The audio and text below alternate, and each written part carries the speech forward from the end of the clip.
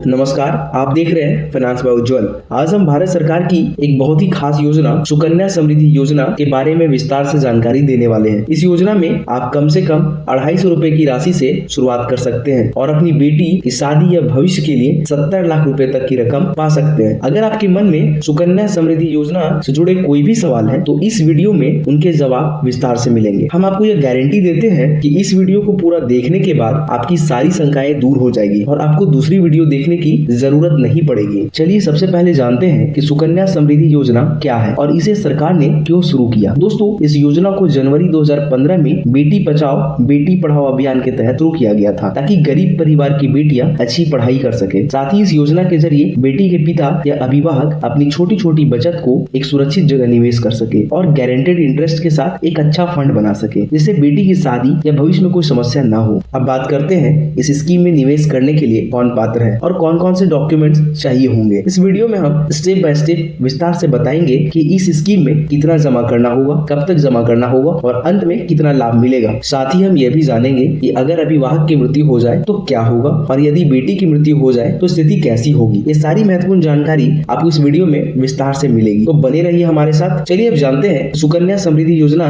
की पात्रता और खाता खुलवाने की प्रक्रिया। सबसे पहले यह समझ लीजिए कि जैसे आप किसी बैंक में सेविंग या करंट अकाउंट खुलवाते हैं और आपको पासबुक दी जाती है, वैसे ही सुकन्या समृद्धि योजना में भी आपको खाता खुलवाने पर आपको एक पासबुक मिलती है। यह खाता आप किसी भी मान्यता प्राप्त बैंक या नजदीकी पोस्ट ऑफिस में खोल सकते हैं। इस योजना में खाता केवल बेटी के नाम पर ही खोला जा सकता है, बेटों के नाम पर नहीं। और खाता खुलवाने के समय बेटी की उम्र 10 वर्ष से कम होनी चाहिए, यानी कि यह योजना सिर्फ 10 साल से कम उम्र की बेटियों के लिए है। पात्रता की मुख्य बातें। इस योजना का लाभ किसी भी धर्म या जाति के भारतीय नागरिक ले सकते हैं। एक परिवार में अधिकतम 2 बेटियों के नाम पर ही खाता खोला जा सकता है। अगर विशेष परिस्थिति में जैसे पहले एक बेटी हुई फिर जुड़वा बेटी हो गई तो टोटल आपकी 3 बेटियों का जन्म होता है, तब तीसरी बेटी के नाम पर भी खाता खोला जा सकता है। अगर हम खाता खुलवाने की आवश्यक दस्तावेज की बात करें तो बेटी का आधार कार्ड या जन्म प्रमाण पत्र, दूसरा अभिभावक यानी माता पिता या जो भी संरक्षक है उनका आधार कार्ड, तीसरा है पासपोर्ट साइज फोटो। जब खाता खुलता है तो आपको जो भी पासबुक मिलती है उसमें बेटी का नाम, अभिभावक का नाम, बेटी की उम्र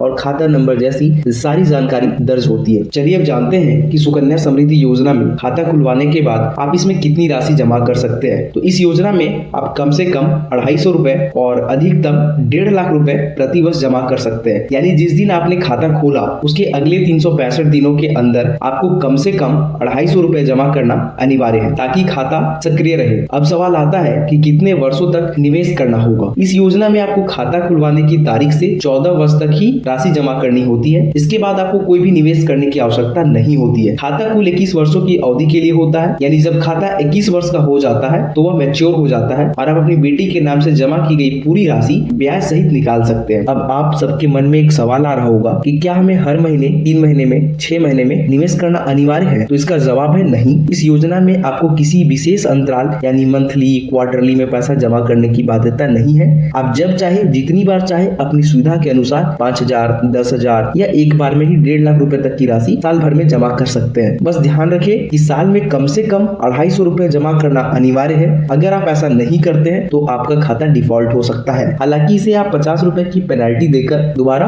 ओपन करवा सकते हैं। अब सवाल यह उठता है कि सरकार ने 1.5 लाख रुपए तक की अधिकतम निवेश सीमा ही क्यों तय की है? इसका कारण यह है कि यह योजना मिडिल क्लास फैमिली के लिए बनाई गई है ताकि वे अपनी बेटियों के लिए सुरक्षित भविष्य सुनिश्चित कर सके। सरकार चाहती है कि इस योजना का फायदा जरूरतमंद परिवारों को मिले, न कि सिर्फ अमीर निवेशकों को। ध्यान देने वाली बात यह है कि जहां सेविंग अकाउंट में आपको 2%, 3% तक का ब्याज मिलता है, वहीं सुकन्या समृद्धि योजना में आपको 8.2% का वार्षिक ब्याज मिलता है और वो भी गारंटेड, यानी कोई भी रिस्क नहीं होता। चलिए बात करते हैं कि सुकन्या समृद्धि योजना में मैच्योरिटी यानी कि आपको पैसा कब और कैसे मिलेगा। इसे हम एक आसान एग्जांपल के जरिए समझते हैं। मान लीजिए कि आपकी बेटी की उम्र अभी 5 साल है और आप 2025 में जाकर पोस्ट ऑफिस या बैंक में सुकन्या समृद्धि योजना का खाता ओपन करवाते हैं। अब आप हर साल इसमें 25,000 रुपए जमा करते हैं। आपको 14 वर्ष तक यानी 2025 से 2038 तक जमा करना होगा। इसके बाद आपको कोई निवेश करना नहीं है। फिर आपको सिर्फ 7 साल इंतजार करना है, यानी 2038 से 2045 तक। और जब 2046 में खाता 21 साल का हो जाएगा तब यह मैच्योर हो जाएगा और आपका सारा पैसा ब्याज सहित आप निकाल सकते हैं। अब बात करते हैं कि आपको कुल कितना रिटर्न मिलेगा। तो आप यहाँ देख सकते हैं कि आपने 14 साल 25,000 रुपए प्रति वर्ष की इन्वेस्टमेंट की है, तो आपका टोटल इन्वेस्टमेंट 3 लाख हो गया,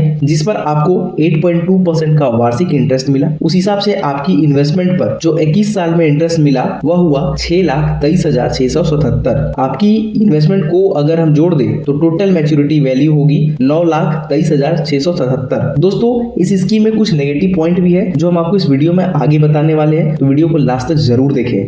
इस प्रकार अगर आप 50,000 रुपए प्रति वर्ष इस स्कीम में जमा करते हैं तो 14 वर्ष में जो आपकी टोटल इन्वेस्टमेंट होगी वो होगी 7,50,000, और 21 वर्ष में जो इस इन्वेस्टमेंट पर जो आपको इंटरेस्ट मिलेगा वह होगा 15,59,193। आपकी इन्वेस्टमेंट और रिटर्न को जोड़ दे तो कुल मैच्योरिटी वैल्यू होगी 23,09,193। इस प्रकार अगर आप 1.5 लाख रुपए प्रति वर्ष 14 साल तक जमा करते हैं तो आपको 21 साल के बाद जो मैच्योरिटी पर टोटल अमाउंट मिलेगी वह होगी 69,27,578। अब सवाल आता है, क्या यह 8.2% का ब्याज गारंटेड है? तो इसका जवाब है हाँ, ये रिटर्न गारंटेड है, लेकिन फिक्स नहीं है। इसका मतलब यह है कि आपको ब्याज तो हर साल में मिलेगा, लेकिन इसकी दर समय समय पर बदल सकती है। जब यह योजना शुरू हुई थी तब इसका ब्याज दर 9% था, फिर घटकर 7.6% कर दी गई और अभी करंट टाइम पे 8.2% है। यह ब्याज दर सरकार हर 3 महीने में रिवाइज करती है, लेकिन हाँ, यह बैंक एफडी से ज्यादा और पूरी तरीके से सेफ और टैक्स फ्री रहती है। दोस्तों, बहुत से लोगों का एक आम सवाल होता है कि अगर सुकन्या समृद्धि योजना में खाता खुलवाने के बाद बेटी के पिता की मृत्यु हो जाए तो उस स्थिति में क्या होगा। तो सबसे पहले जान लीजिए कि इस स्कीम में किसी प्रकार का बीमा यानी इंश्योरेंस कवर नहीं दिया जाता। अगर किसी कारणवश खाता खोलने वाले पिता का निधन हो जाता है तो यह एक तरह का नेगेटिव पॉइंट माना जा सकता है। ऐसी स्थिति में आपके पास 2 ही ऑप्शन है। पहला ऑप्शन है कि खाता बंद करवा दीजिए। अगर बेटी के पिता की मृत्यु हो जाती है तो बेटी या उसका संरक्षक जैसे माता पिता, दादा दादी मृत्यु प्रमाण पत्र जमा कर खाते को बंद करा सकते हैं और उसमें जमा राशि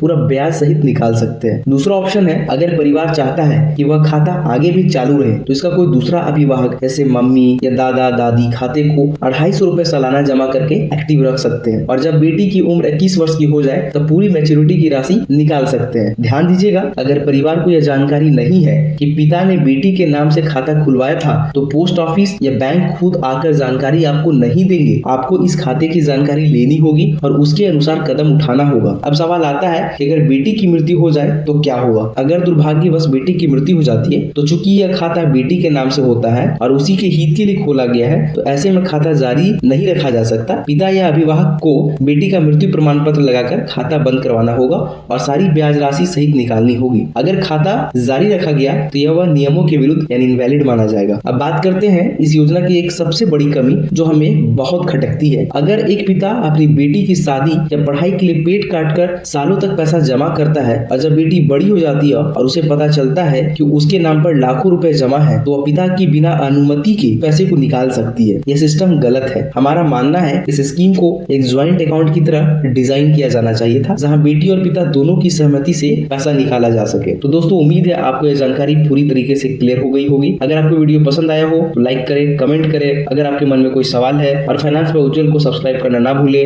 वीडियो देखने के लिए दिल से धन्यवाद। मिलते किसी अगले वीडियो में, तब तक के लिए जय हिंद।